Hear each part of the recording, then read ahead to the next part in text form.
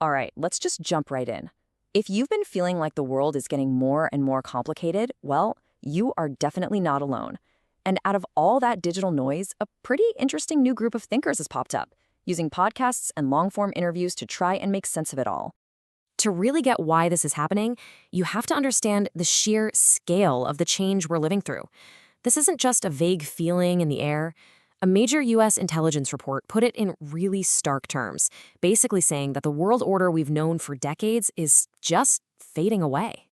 So, what's behind this massive shift? What's really driving this transformation? Well, that report pointed to a few powerful forces all hitting us at the exact same time. It's really a perfect storm of factors. We're talking about a historic shift of wealth and power from the West to the East. You've got new global players rising up, and on top of that, there's a growing risk of new kinds of conflicts, especially over things we all need, like water and energy. And this isn't some abstract, far-off threat. Take a look at this. This is a projection showing global water scarcity. Those areas in red, they're already under extreme stress. That means over 3/4 of their river water is already being used by people.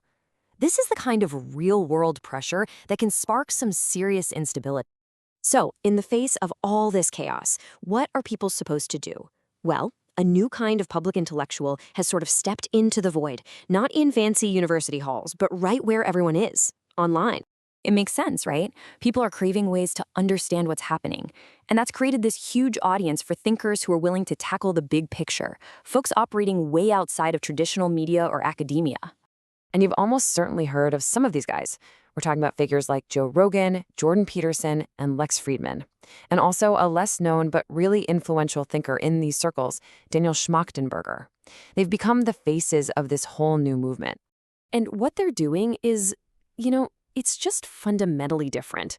It's almost like a return to an older way of doing philosophy. It's moving away from these dense books you read by yourself and back to public spoken conversations, the kind of thing you listen to with earbuds in while you're on your commute. Now, at the very heart of all these conversations is a concept they call the Metacrisis. It's this idea that all our biggest global problems, climate change, AI, geopolitics, they're all tangled together in this giant knot. And if you try to pull on just one thread, you might accidentally make the whole knot even tighter. So what's their answer? Well, it's a process they call sensemaking.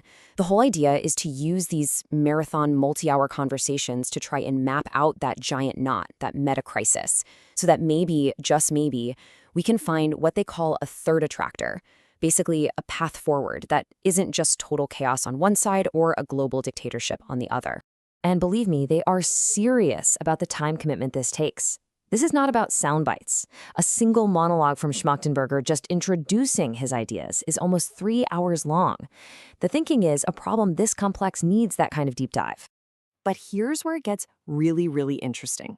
For these thinkers, you can't actually solve the world's external problems without going way deeper. So these conversations, they quickly rocket past geopolitics and start probing the very nature of reality itself. Yeah, they go down some deep rabbit holes, because for them, the crisis we see out there in the world is totally connected to an inner crisis, our fundamental understanding of what is even real. To get a handle on this, it's actually helpful to look back at a classic idea from the philosopher Immanuel Kant. He made this distinction between phenomena, which is the world as we see it, how it appears to us, and noumenon, the world as it actually is, the thing in itself that we can never really know directly. Okay, so hold that thought from Kant, and now fast forward to today. A cognitive scientist named Donald Hoffman has this thing called the interface theory of perception. He argues that our senses didn't evolve to show us the truth of reality. Nope, they evolved to give us a useful user interface. Think of the icons on your computer desktop. The icon for a file isn't the file itself, right? It's just a simple little picture that lets you use it without knowing all the code behind it. And the conclusion he draws from this is, well, it's absolutely startling. Hoffman's theory actually predicts that the physical world we think is so real, space, time, solid objects, it doesn't have any independent existence. It's all a projection, an interface generated by our consciousness. This leads to a truly mind-bending place called conscious realism. It's the theory that consciousness isn't something that just bubbled up out of matter and brains. It's the other way around. Matter emerges from consciousness, making consciousness the fundamental bedrock reality of the entire universe. Okay, but we have to take a step back and ask a really critical question here. Is this super deep dive into metaphysics and consciousness a genuine solution, or could it be something else? I mean, are these epic, hours-long conversations actually helping to solve the metacrisis they're so focused on? Or could they be serving a totally different, maybe less heroic purpose? Well, the critics point to a few big problems. One, they say these grand theories can end up being a convenient justification for the ambitions of the tech elite. Two, that while these guys claim to be above the culture wars, they often benefit from the outrage that fuels them. And maybe most importantly, that this big, abstract view from nowhere can end up making individual human lives seem kind of small and unimportant. And there's a really clear example of this. Remember when Mark Zuckerberg was getting hammered from all sides? What did he do? He rebranded his entire company to Meta.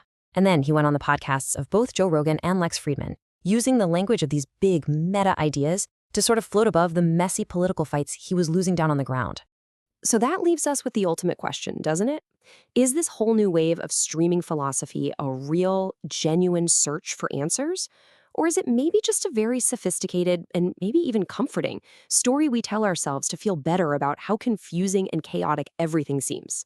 The answer, just like the conversations themselves, is probably not that simple.